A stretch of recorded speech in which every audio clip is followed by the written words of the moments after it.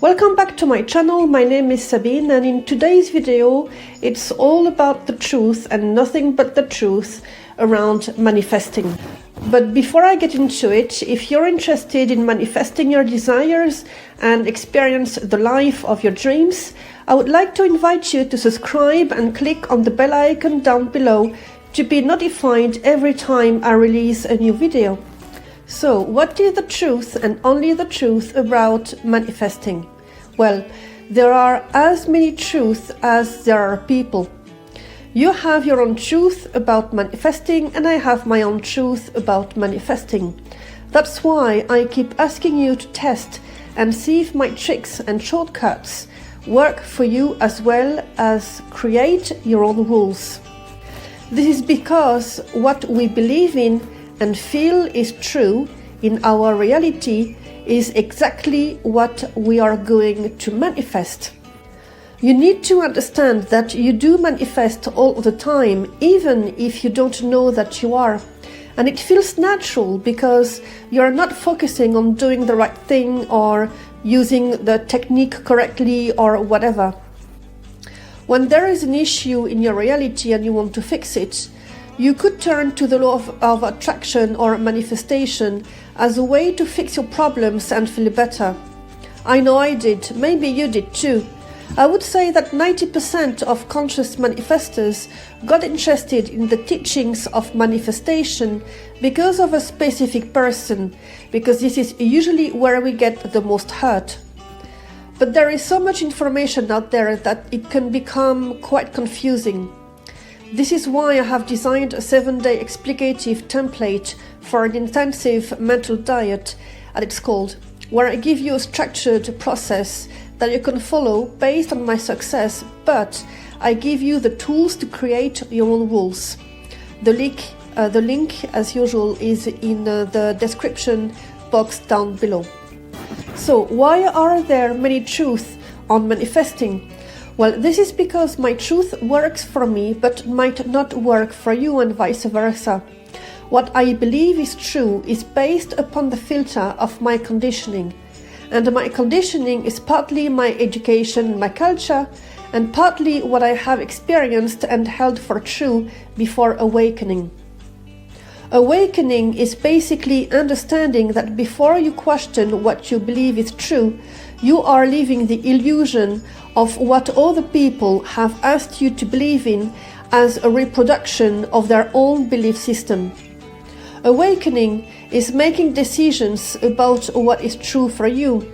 It's also the emotional purge that will help you manifest from a clean slate whatever you want while expanding your soul. Manifesting is expansion, you see. When we use techniques, it is not to manifest per se, it is to be in a certain state of being in order to manifest or expand. A technique is like a facilitator, if you will, but you can manifest without any techniques, obviously. In actual fact, you manifest all of the time anyway, but not always what you want. That's why we'll call this conscious manifesting, when you do focus on what you want to experience in your reality, in your life. I do have a few techniques on my own that I share with you here and that I have included in my online course on manifesting. There are mainly two types of manifesting techniques. On one side, you have techniques I've been using to be in a certain frame of mind, clarity on my same point, and revision of certain beliefs that didn't serve my manifestations. And on the other hand, you have techniques to clear emotions so that you do not carry over heavy emotions while you manifest a new reality for yourself. I base my techniques around the present moment so that you leave irrelevant emotions behind.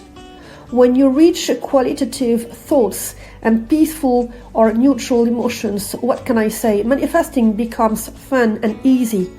Let's take the example of a manifesting coach who teaches you that for them, self-love is a must. That would be my case, for instance. Well, I will always advise you to do what I call the inner work, because this is what has worked for me. But why did it work for me and is considered only a nice to have for some other coaches? Well, it all depends on their original set point. I myself come from a place of fear with huge insecurities about myself as a person and as a woman. I suffered a lot of criticism because I wasn't married by 25 and I had no children by the age of 30 and so forth. I won't go into details, but suffice it to say that because I wasn't following my family's expectations, I had a very hard time. But I wasn't going to get married to please anyone, so there you go. But it's been a long journey to become independent in my head and in my heart, and without inner work, I would still be prone to a lot of insecurities. But another coach with another background or sensitivity with higher self-esteem also, for instance, won't necessarily need to have an in-depth inner work to have successful intentional manifestations. Therefore, what we're teaching is for you to be tested. I easily understand that it can be confusing for some of you to hear one piece of advice from one coach and another one from another coach, but we all have something in common. We usually would ask you to test for yourself and to practice to see what resonates the best for you. Because at the end of the day, we do want the same thing.